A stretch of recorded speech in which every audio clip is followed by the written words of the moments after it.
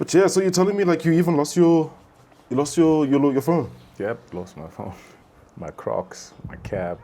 Well, but my cap was my sponsorship cap though. Yeah. Yeah, I lost that. Lost my Crocs, my phone, still brand new. It wasn't even 3 weeks. I lost that phone. So 2 weeks before coming down the job, I got it. And Bro, like, yeah, I don't know, man. I've never like had or even heard from like a UFC like point where it's like something like happens like this, you know, like literally when you're about to fight for the belt. For me too, like on that day, there's a lot going on in my head as well, because I was like, first of all, when I woke up, I was like, shit, is this a dream? Am I dreaming right now? Like, Wait, okay, so first take me from when you actually got the call in terms of like when it got signed. Because I mean, we've been speaking about like, you know, Graham needs to make it official. Yeah. You know, he's been saying about like talking about it. You guys had the face off. Yeah. So tell me when you actually got the call, like, yo, we're making it happen. Like first we got the call for April, I think. And I was like, all right, so accepted it. Had about 2 weeks off December, the last 2 weeks. And then in my head, I'm like, we're fighting in April, so we started training on the 3rd of January already. It's true.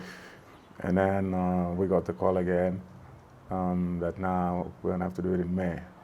For me, the movement and the moving of the fight didn't really bother me. I was like, that's fine, I'm still here. Yeah, because there was some time, yeah. Yeah, it's just giving me time to work. So. And then closer to May, Graham called us, he's like, nah, look, we're gonna have to do it in July. It's true. There was some circumstances with his wife, so we're like, all right, no problem. Okay. It's chilled. So like, we didn't make it a point or trying to fight it or anything. We're just like, all right, still giving us enough time to work on whatever we need to work on. To game plan, strategize, So I was very excited. Honestly speaking, I was really, really excited because the work rate was different. The training system was different for me. It was like, I'm sure you know Johan. I was spending pretty much 80% of my grappling with Johan. And then they had about 3 guys that would come in. And pretty much in the camp, for me, what was positive is in this camp, I was never given a position that was positive. Every position I was working out of was negative positions. Yeah. So they were putting me in negative position. Because I mean, you knew obviously it's going to be a grappling, wrestling, heavy. Heavy. It's going to be a lot of physical in it. So even if it was on a wall, my back was against the wall. If I'm on a wall on the ground, I have to be on the bottom. Yeah. If you're in the middle, I have to be on the bottom. I have to give side control, mount, in guard. So I had to work from those positions. And for me, it was a lot more confident because I'm working with guys that are like 105, 110 kilograms. Dang. Okay. And trying to get them off me, knowing the fact that I'm going to fight a guy who's going to be pretty much the same size or a bit smaller than me. And every single Wednesday, I had 2 professional boxers who would come in, and I'll do about 15 rounds with them in a ring. Okay. After that, go do conditioning. So I'll do extra conditioning besides the team's conditioning. The regular one, yeah. So it was the work ethic and the work rate was really there. I got so fit in a sense where I kind of started challenging my mental state, knowing if we have a certain amount of work, I'm just trying to see how far we can push that work. Yeah. And coach started to see it as well, and he started asking a bit more, and I didn't mind. So for me, it was like to get myself in that mindset or mental state where the more the work, the better I felt.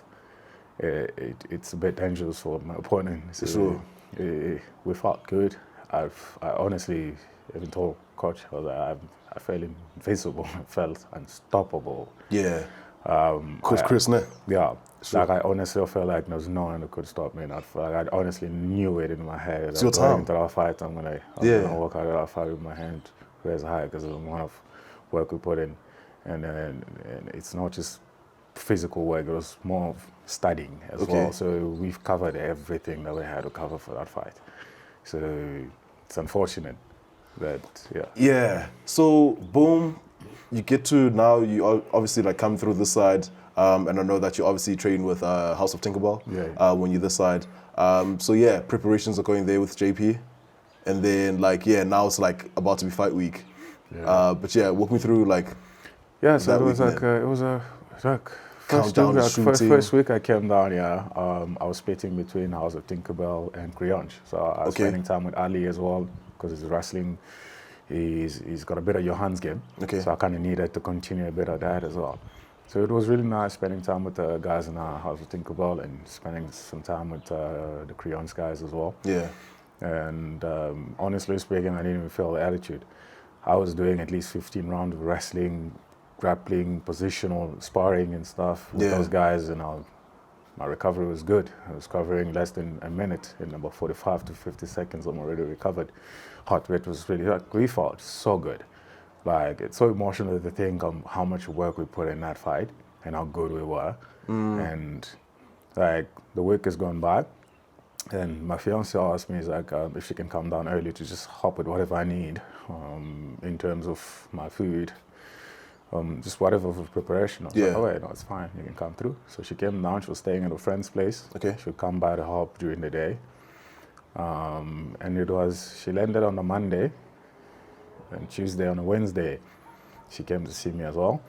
And then I went to do a session in Crionch. She was there.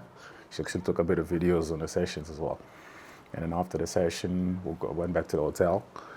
I packed some of my dirty clothes because she's like, nah, she's gonna take it to her friend's place and wash it. I was like, no, let's chill. And I just felt like pineapples. I was like, nah, let's go to the mall. Excuse me. I was like, no, let's go to the mall, get some food, some biltong for myself. Some nice snacks, snacks, basically. So we went to the mall. We got snacks. We crested back, got in an Uber, and that's pretty much the last thing I remember until I woke up. I was on the floor, and the side of, I think the right side of the car, both doors were taken off already. She was still inside, unconscious, and there was lights everywhere. It's like pretty much, I just woke up. It was the first thing I just saw, lights flicking every I got up and felt this instant pain on my shoulder, man. And to me, it didn't click yet, like what happened. Kind of just walked around, started asking them, like, what's happening? Like, where's my wife? And then so at this point, the pain that you're feeling is obviously on your shoulder. On my shoulder, pretty much at the moment, Yeah. And so you're looking for your wife? So I'm looking for my wife, and then I think one of the firefighter guys, because they were first on the scene, he's like, nah, you need to sit down. You might be concussed. So I was like, no, what do you mean? He's like, no, you guys were in an accident. So he sat me down, and that's all I remember as well. I think I passed out again. Yeah. And then I woke up. The second time I woke up, it almost felt like it was a brief wake, because it was a quick. I just woke up, and then so I was next to my wife, and she was still unconscious. And then I passed out again. And the third time I woke up, I was in the hospital on a wheelchair. Somebody was pushing me on a wheelchair. And I think JP got there about a few minutes right after that. And they could see I was in pain, because I don't remember, but they were telling me like last week and yesterday, they were telling me I was actually shivering from pain, not from cold. Because I was shivering like I was cold, because they asked me if I'm cold, I said no. So I was shivering because of pain. And the first hospital, unfortunately, they took my wife in a different hospital without any medical record or having names of where they sent her about. And then they couldn't really help me much, because I was just crying in pain. They woke me up, I think it was 3 a.m, and then they were like, nah, I can go home. So they gave me like painkillers. I'm like, so that's all. I'm like, yeah. So I had to request from that hospital back to the hotel where I was. And the next day, Theo pulled through at the hotel. Made some calls, and we went to health work. They did some x-rays there, finding out that I fractured cheekbone, fractured multiple ribs, and then dislocated the shoulder on my left side as well. So they referred me into the hospital, Netcare, private hospital, where we went to check in. And Theo was just really doing the most. on that day with Graham and them. So they really did a lot to help me, especially in this, especially for this situation. Like EFC did the most to help as much as they could as well. So the third hospital I went to check in Netcare, so they did a CT scan on my head. That's when they found out I was bleeding in the brain. So the doctors were like, yeah, this is a bit dangerous, the fact that the first hospital just let you go like that.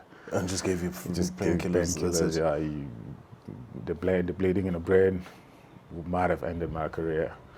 A day or two later, might have been paralyzed, dead.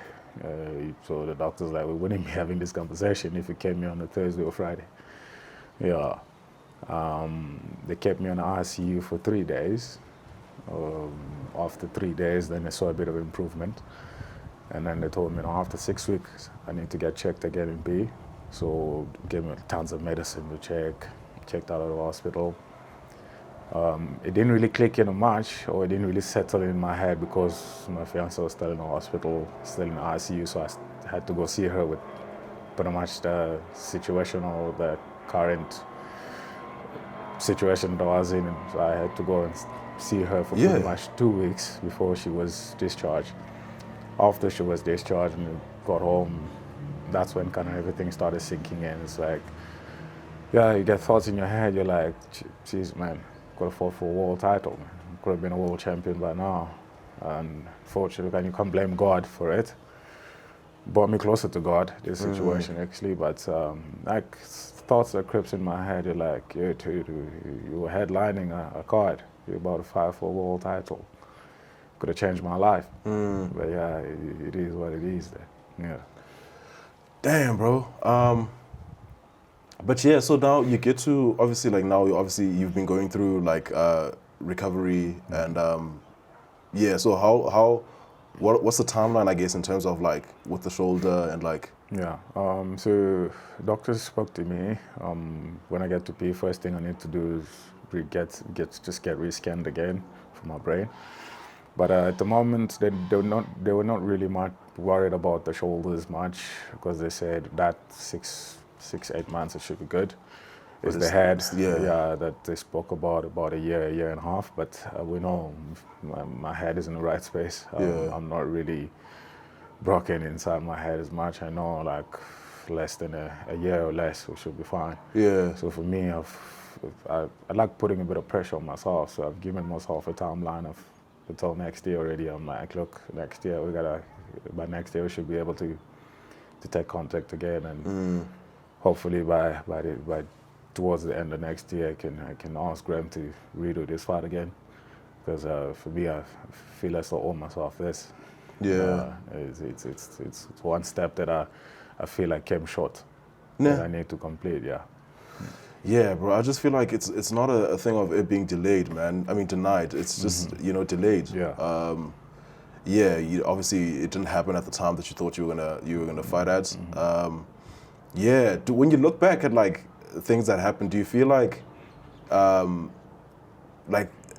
especially when the fight was postponed, and like pushed back, are there any like thoughts in terms of like, damn, I could have, like, if we had fought like earlier, maybe this wouldn't have happened? Yeah. Look, those thoughts have definitely crept in my head. Like for me, I don't know why, but I've been so calm in this situation, understanding this happened for a reason. Yeah. And looking at the accident, I'll be honest with you, if I was not in that accident and then somebody showed me the pictures of that car, I'd be like, yeah, those people died.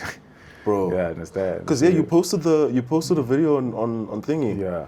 On Instagram, and like you saw the condition of like the scene. It was crazy. It was crazy. Like when I saw it, I sobbed a bit myself, because I was like, I wasn't expecting it to be that bad. Yeah. And for us to walk out of that situation says a lot. And I believe deep in my heart that the journey is far from over. I have to give up mentally for this to be done. So I'm still young. I know it's not done. I'm still young. For me, I'm like, it was delayed for a reason. And those reasons, I couldn't control them. As True. well, as much as this reason, that the accident happened that I can't control it. Yeah. And it's like this accident kind of opened up a different part of my brain. Like if it's not in your hands, you can't control it. Let's focus on what you can control. Yeah. So, boom, they get Sia as the replacement, and then it's announced. He steps in. EFC 125 takes place, and were you watching the fight? I did watch the fight. Yeah. What you think of? Look, seeing that the replacement, I told JP as well, because JP asked me, what do you think about the outcome? I told him, look, if Luke can wrestle, I believe he's going to take this fight. Because he is a brawler, as we know. He just wants to stand in the middle and brawl. So if Luke wrestled him, I believe that Luke could have taken it. Honestly speaking, for me, I would much appreciate the fight Luke for the belt. Why? Because I need to give him the credit that he deserves as a champion. Yeah. I think he's a 2-time middleweight champion. So taking that status away from him, that for me, it means a lot. Than taking it away from Sia. Yeah, okay. I understand. And when I fought Sia, I was injured. And I walked out of that fight. I'm still not happy the way I won that fight. I still want to beat the guy again. I still want to get in the cage and fight him again. But for me, I believe fighting for a title, you gotta take it from somebody who's deemed worthy of it. And True. I feel like for the past 2 or 3 years now, Luke Michael in that division is no disrespect to him. He's done enough to hold on to that belt, and I just want to take it away from him. True. I mean, no doubt. I mean, he's like when it comes to the wrestling. I mean, I don't think there's anyone who comes close to him. In terms of like what he does. And I mean, I feel like it's one of those things where you know what's gonna happen, but you just see that people can't stop it. That's So he's definitely he deserves to be the champ, and and I feel like his time it's come, man. Like he's also one where I just feel like he should also be moving on. If that were to happen. But so boom, we see. I mean, we went the whole 5 rounds, wrestling heavy. But also something interesting happened in terms of like the what Graham had said. I don't know if you caught it when he said that he started, especially when the replacement was announced. He said like he started doubting in terms of like if you should be there with Luke Michael. Did you hear his comments on that? Oh yeah, he did. I did. The next morning on breakfast, he actually spoke to me about it as well. Okay. He said something about him just getting a bit carried away on his words, and kind of took it back. I was like, oh yeah, sure. It's all right. For me, I understand he's my boss. Okay. But for me, past that stage where what people think about me matters. I know I deserved to be in that cage, sharing that cage, fighting for that title. I know I deserve it. It's not something that was given to me, or it's not something that they said about it, or like, let's give it to him. I know I deserved it. Why? Because I get in there, I fight. I'm not just getting in there because I'm forced or pushed to get in the cage. I want to get in there. I want to be there as much as I can. Like I said, the situation, obviously winning a fight with Sia, I was not 100%. I asked for that fight, first of all, and I would love for that fight to happen again after my title fight. I don't mind defending against him. I'm not scared of a man. For sure. It happened like that because I was not 100% in the cage. Like I said, getting back in 100%, a bit different story for him. And like Ram said what he had to say, obviously he's in front of the crowd, he's trying to sell fights as much as he could. Didn't really bother me as much, didn't faze me as much, because like I said, the work we put in the first fight, we knew. I was 100% believed that we were going to walk out of that fight with that belt. I was not going to go back to P without it.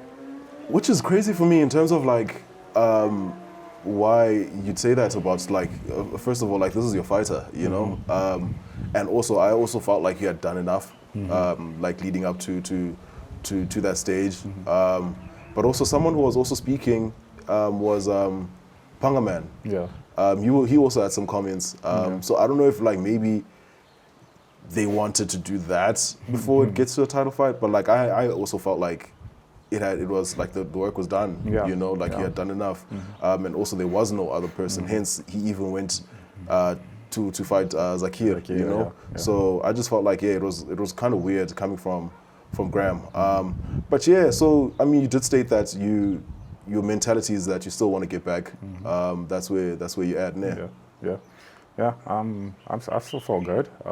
Like I say, it creeps in my head as much as it can, but I'm like, I'll take my time. Yeah. I told my coach actually the other day, I'm like, look, like you say with the guys talking on social, that's why I haven't actually bothered answering anything, because I saw Zakir Badar talking on social, I saw Bangaman on social, I saw they spoke about Hugo from CIT or the middleweight and stuff.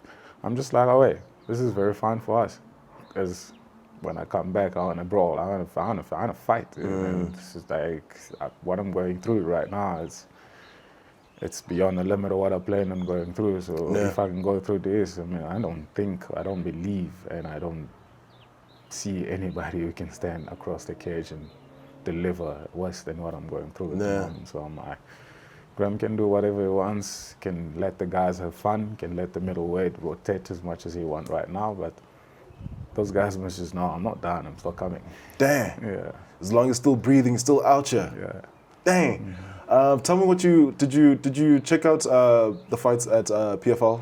Yeah, I did. Yeah. Interesting, very, very interesting. What you think about PFL coming through before the UFC? Look, I was watching it out. I told my fiance, I'm like, this is quite interesting. Nah. Yeah, because it's got me excited, but I'm like, where I am, I still got unfinished business. I still like, if I finish the business here, prove myself enough in this promotion, then I can start thinking about like, it's something that is on my radar, but I'm like, I really do, like, I hate leaving or walking away without finishing what I've started. Yeah. So I'm like, with the UFC, I still got, I really want that belt so bad.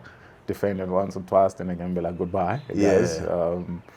But it's really nice seeing that they're here, and it's not just in SA, but I see they're going to be moving around the whole continent, so it's very interesting.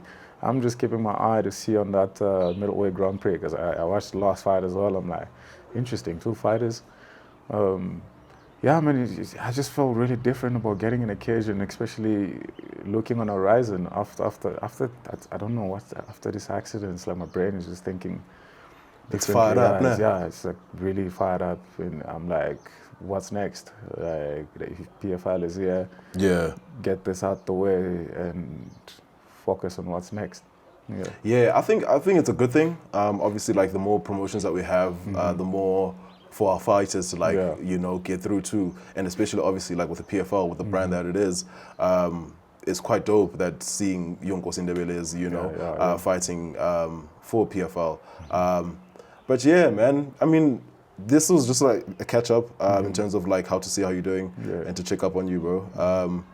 But yeah, like also we've been talking.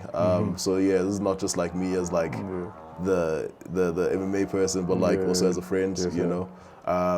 But yeah, I really hope that everything goes well in your recovery, and yeah, bro, that we get to see you back in the cage, bro. Definitely, I can't wait to get back myself. I'm out here. I'm like, yo, it should come sooner. Dang. It should come sooner. But yeah, I was also even like I was thinking of going to like, because I had gone home so I thought I was gonna catch you like that side. So I was like, I wanted to come check you guys out at thingy at Pespa. But yeah, I didn't mind making the way. Yeah, you know? I appreciate it. Yeah.